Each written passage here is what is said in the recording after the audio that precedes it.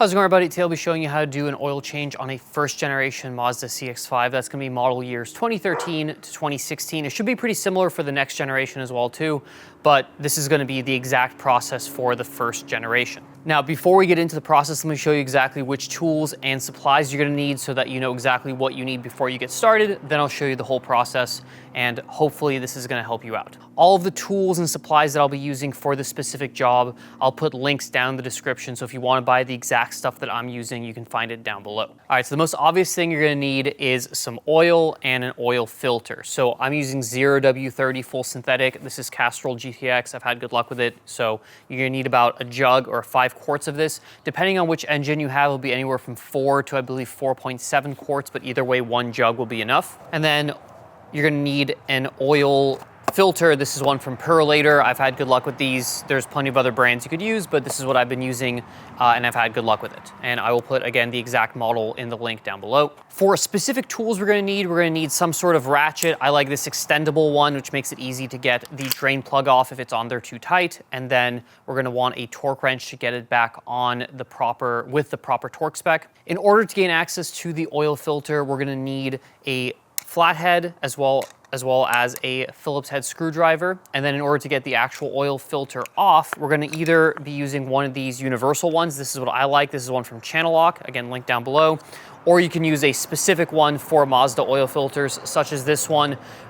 They both work. I like this just because it's a little bit easier, but obviously if you want to do a proper torque spec, you're going to want one of these. And then finally, to get the oil drain plug off, you're going to need an 8mm hex socket or hex key in order to drain the oil. And then finally, we're going to need to get the car off the ground. So either you can use some ramps or you can use a jack and some jack stands, which is what I'll be using today. So those are all of the tools and supplies we're going to need to get this job done. Let's go ahead and head on over to the driveway and get this oil change done.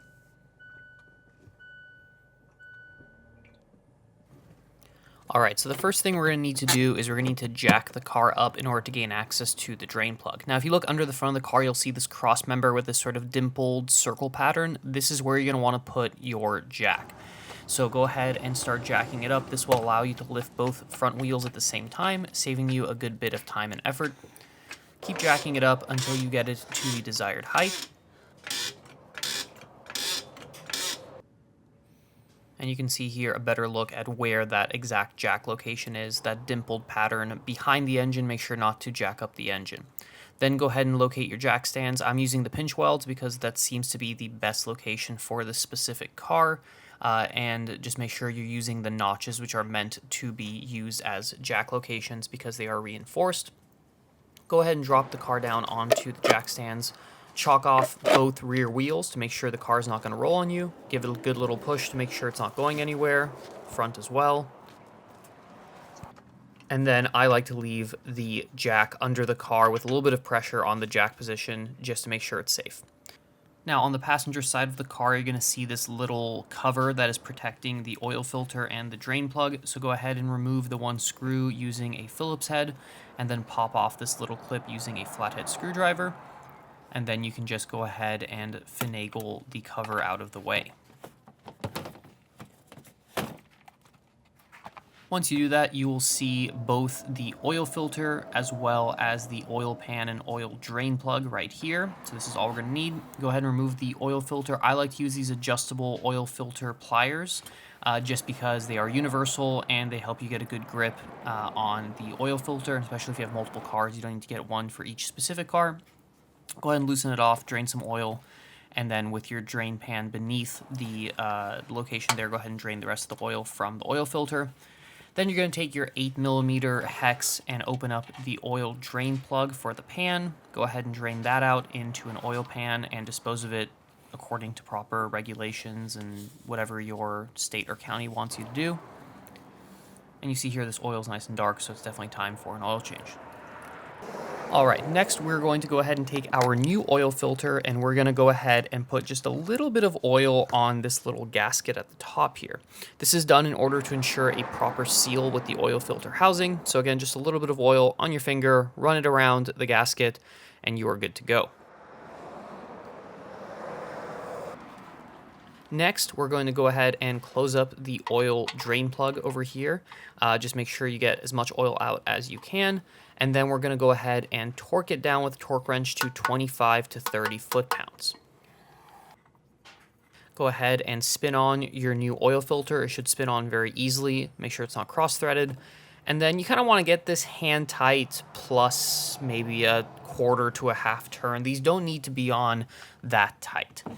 Then go ahead and reattach your drain cover and go ahead and lock it into place with a clip as well as that Phillips head screw. Now we're just going to go ahead and lower the car back onto the ground. So lift it up using that front jack point again, the one with the little dimples or circles. Lift it up, then go ahead and move your jack stands out of the way, and then go ahead and drop it back down to the ground.